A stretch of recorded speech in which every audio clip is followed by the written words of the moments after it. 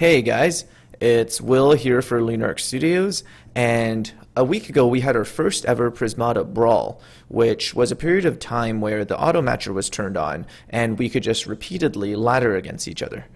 It was a ton of fun, and I want to show you 3 of my games from that period of time, and I'm going to try to show you them all in 10 minutes. So not going to have a lot of micro details, only going to show you the cool strategies that worked and didn't work.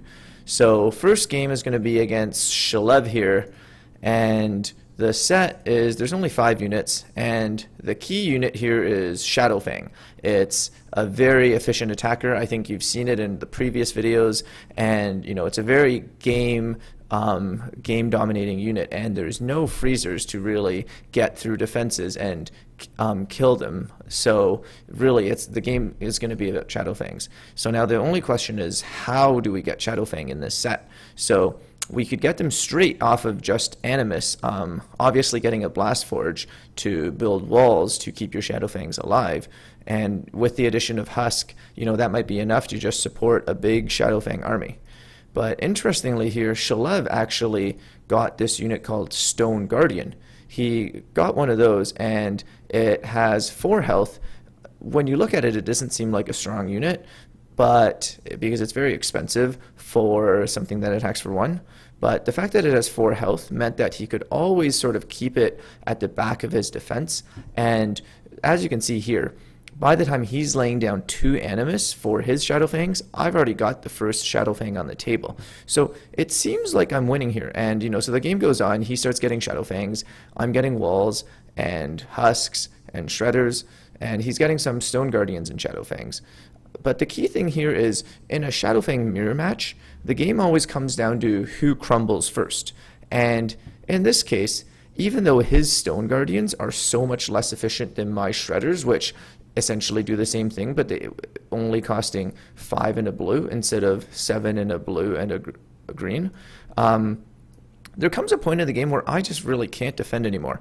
I'm crumbling a lot faster. I've got to use my drones already to defend. And furthermore, there's this force field unit. It's in the base set, and he can convert his drones as emergency defenders at the very end of the game. And even though I had more Shadowfangs, I thought I was winning when I was dealing more damage, but it wasn't even close, and I just crumbled so much earlier than him. So IGG here, and great game from Shalev. Great understanding of the value of Stone Guardian, and also even simply Force Field in this situation. So that's the first game, and I'm gonna log out here actually of my Smurf account. So I was actually secretly playing 2 accounts at once during the time. So Wilmasaur is my other account. So I'm gonna log in here and look at some games under Will. So the first game I want to show you is actually against Elliot's Smurf account. Too fast for you. I think this is Elliot. So another 5-card set, so fairly simple. So looking at it, okay, what are the most influential cards here? So Amparilla is a huge late game strategy that can just completely overwhelm your opponent if you can get it up in time. And countering the Amparilla in this set are Cluster Bolt and Venge Cannons. Both of these are high-powered green units that require a high commitment to green, but you can they create huge bursts of damage that you can use to destroy your opponent. So this set is sort of, you know, in theory, in abstract, Amparilla is the best strategy, but if you don't get it set up in time, if you don't set up enough defenses in time, and your opponent gets a strong all-in and has a good timing, they can definitely break through. And Amparilla is sort of all or nothing. If they break through and wipe out your Tarsiers, then it's not going to do anything. So it's going to be a very sharp game, and the timings are going to be very important on when the Amparilla comes in and when the Venge Cannons and the Cluster Bolts come in. So here we go. So I actually got a 3rd engineer here on the 2nd turn. I wanted to, so Venge Cannon, it consumes your drones to build up a huge army from your drones, and they also have 8 health, so it's very invincible. So I got the 3rd engineer to pump drones faster to be able to get more Venge Cannons. So I kind of played the engineer's gambit here, force Elliot to react to my 3rd engineer, because if he doesn't react, he's not going to be able to keep up with my Venge Cannon production. on his own. So he gets an Animus here. Pretty good play. Yeah, it makes sense. It punishes my econing by, getting the early attack. And if I just get drones here, I'm going to crumble to his Thurs and Emperilla. So the cool thing about this game was the next turn, I immediately jump ship. I bought the third engineer the turn before, but the turn after, I actually use none of that energy. You see here, I actually use none of that energy. So I'm going to have all 3 of the energy produced by my engineers go to waste on this turn, even though I just bought the engineer the turn before. And I would have been better off had I not bought the engineer in some sense, because I could have bought a drone this turn. I would have had 4 gold. And so Elliot here also completely jumps ship on his next turn, which is kind of cool. He decides to actually not use any of the reds from his Animus and gets a Blast Forge and 2 drones, because he anticipates this Venge Cannon Cluster Bolt all in and knows that he's going to need some walls.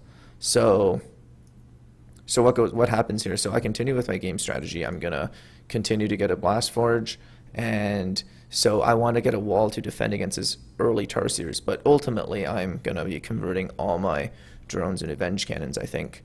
So here we go. Yep. So he gets the Tarsiers. He's actually not even getting Emperillas here. He's just going to try to defend against my Venge Cannons. And if he does, Tarsiers alone without the Emperilla will be enough to outlast me.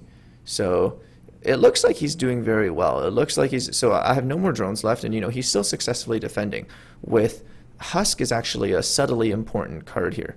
With Husk, he can essentially also make use of his red resources on defense, and he's actually doing very well here.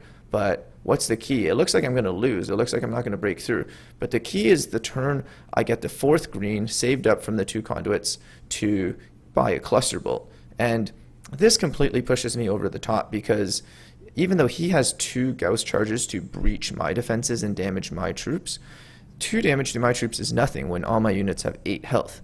On the other hand, my opponent's got Tarsiers here, which only have 1 health. So giving myself 5 additional attack the next turn to breach my opponent, he just completely crumbles, and there's nothing he can do.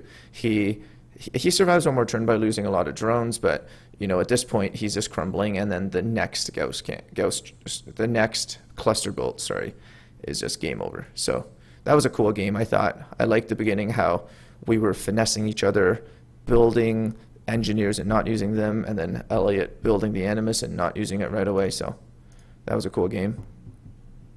So the last game I'm going to show you is sort of a failed transition, a very ambitious, a very romantic transition here against new user 402. I think that's actually Timex Mike McDonald. I think he was playing here. So, oops, I already jumped into the game. So the set is fairly defensive. It's got Aegis, which is sort of the best meat shield in the game, combined with Energy Matrix, which can absorb for 5 and is also a very good meat shield itself. And also just stuff like Stone Guardian and stuff like that. So that it's going to be a late game.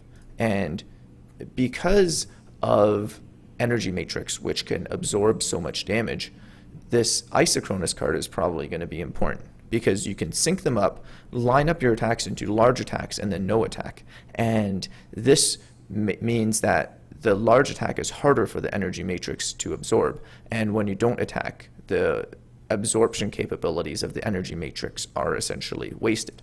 So here you go. The game is pretty standard. Yeah, so there's also Trinity Drone, which is a way to make your drones near invincible. Although it's not that useful, to be honest, in this case, because you have enough defenses to keep your drones alive anyway, and there's no freezing units that can get through your defenses.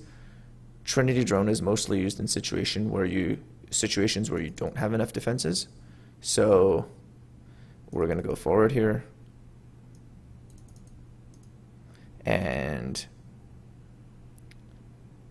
so we got a few Trinity Drones, I think, to use up our leftover green, but I'm not even sure that was a correct strategy in abstract. The game is proceeding as planned. Everyone has a Stone Guardian early. I get the Energy Matrix to start absorbing more damage. And sort of, so I do something kind of insane here. So suddenly I decide to transition to the 2 Animus. I thought at the time that this would work because the thing is, in any big economy late game, Amparilla is just king. He's the king gorilla. You know, it's like quadratic growth. If you get 3 Amparillas and 6 Tarsiers, that's actually 4 times 6 damage. That's 24 damage per turn. It's way more efficient than the linearly piling up Isochronuses. So this seemed like a sound strategy to me. You know, I had so much defense. I had so much econ with my Trinity drones, 2 Blast Forges, 2 Conduits. I can buy Aegis. I can buy Energy Matrix. So I went for the transition. I think my timing was maybe a bit off, but it turns out I overlooked one small card that made all the difference, and you're going to see it here. So the next turn, Mike buys 5 Gauss charges, and this was almost a unit I overlooked in the set, but this sort of pushed him over the top, like Cluster Bolt pushed me over the top in the previous game. My Amparillas were growing quadratically, but the turn before I would break him, those Gauss charges allows him to overpower me and obliterate my Tarsiers, and then it's game over. So maybe a bit ambitious on my part, but I thought maybe if my timing was slightly better, I maybe could have won this game with this strategy. I think in theory, from a theoretical sense, this is the correct late game transition, but I wasn't very pragmatic, and I guess I also overlooked this Gauss charge and the fact that he was piling up green resources, so that made all the difference. But anyways, a lot of cool games, and I hope you guys join us for the next Prismata Brawl. Thanks.